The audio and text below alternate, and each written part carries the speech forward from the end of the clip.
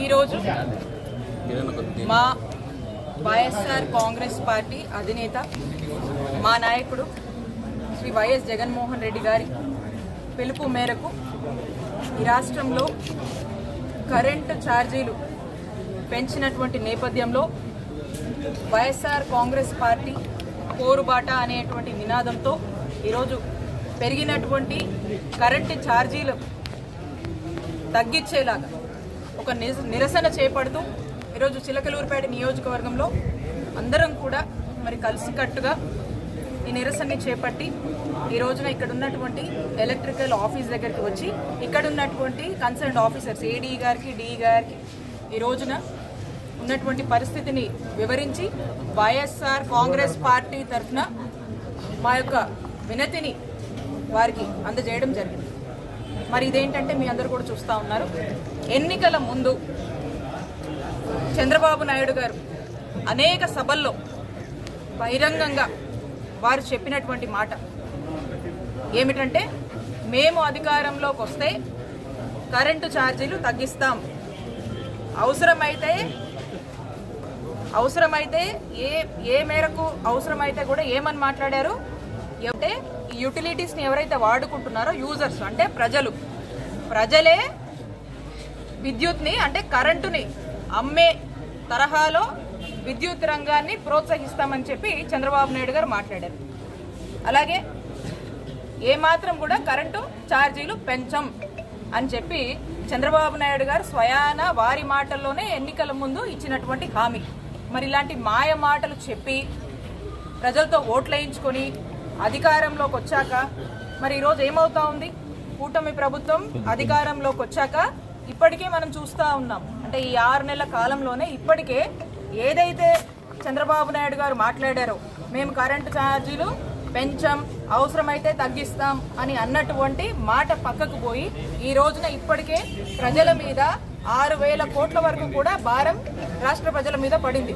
ఇదే కాకుండా ఇప్పుడు ఈ డిసెంబర్ అయిపోయి రేపు జనవరి వచ్చే నాటికి ఇంకో 9,000 కోట్ల భారం కూడా ప్రజల మీద మోపబోతున్నారు. అంటే మొత్తం తీసుకున్నట్టయితే కూటమి ప్రభుత్వం ఏర్పడ్డాక సుమారు 15,500 కోట్ల వరకు కూడా ఈ భారాన్ని కరెంటు ఛార్జీల పేరుతో రాష్ట్ర ప్రజల మీద మోపుతా ఉన్నారు. కాబట్టి ఇలాంటి ఒక సిచ్యువేషన్, ఈ పరిస్థితిని, ఈ భారాన్ని ప్రజల మీద పడుతున్నటువంటి ఈ భారాన్ని ప్రశ్నిస్తూ ఈ రోజున వైఎస్ఆర్ కాంగ్రెస్ పార్టీ చంద్రబాబు నాయుడు గారు ఎన్నికల ముందు ఏదైతే మాట ఇచ్చారో మీరిచ్చినటువంటి హామీకి కట్టుబడి ఉండమని వైఎస్ఆర్ కాంగ్రెస్ పార్టీ ఈ రోజున ప్రశ్నిస్తోంది. పార్టీ రాష్ట్ర వ్యాప్తంగా కూడా అన్ని నియోజకవర్గాల్లో అక్కడున్నటువంటి కన్సర్న్ ఎలక్ట్రికల్ ఆఫీసర్స్ సంబంధించినటువంటి ఆఫీసర్స్ కి అందరూ అన్ని నియోజకవర్గాల నుంచి కూడా తరలి వెళ్లి మరి రిప్రజెంటేషన్ ఇచ్చి కూటమి ప్రభుత్వం చంద్రబాబు నాయుడు గారి నాయకత్వంలో ఏదైతే ఎన్నికల ముందు చెప్పారో దానికి కట్టుబడి ఉండండి, ప్రజలకు ఇబ్బంది కలుగుతుంది అనేటువంటి విషయాన్ని ఈ నిరసన ద్వారా తెలియజేయడం జరుగుతూ ఉంది. ఇక మనం చూసాము ఏమన్నారు, బాబు షూరిటీ భవిష్యత్ గ్యారంటీ అని చంద్రబాబు నాయుడు గారు మాట్లాడారు. మరి ఈ రోజున పరిస్థితి ఏంటి, మేమంటుంది కాదు జనం ఏమంటున్నారు, బాబు షూరిటీ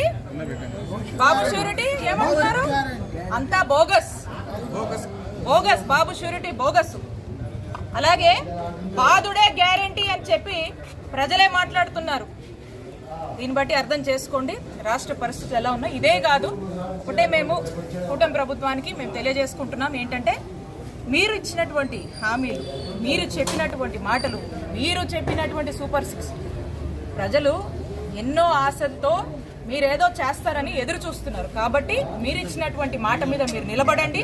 మీరు మాట తప్పినట్టయితే వైఎస్ఆర్ కాంగ్రెస్ పార్టీ తరఫున మేమంతా కూడా నిలబడి పోరాడతాము ప్రజల పక్షాన. ఇదే కాదు, ఏ అంశానికైనా సరే మేము ప్రజల పక్షాన నిలబడతామని కూటమి ప్రభుత్వాన్ని హెచ్చరిస్తా ఉన్నాము. ఇక పాలనంతా కూడా పక్కకు పోయింది. ఏం చూస్తున్నామన్నా ఈ 6 నెలల నుంచి ఏమవుతుంది రాష్ట్రంలో, ఏమవుతుంది, ఏం లేదు, సూపర్ 6 లేదు, ఒక హామీ లేదు, ఒక ఇచ్చిన మాట గురించి పట్టించుకునేది లేదు, ఒక ఏదన్నా ఒక సెక్టార్ గురించి కానీ దేని గురించి కానీ ఒక ఆలోచన లేదు.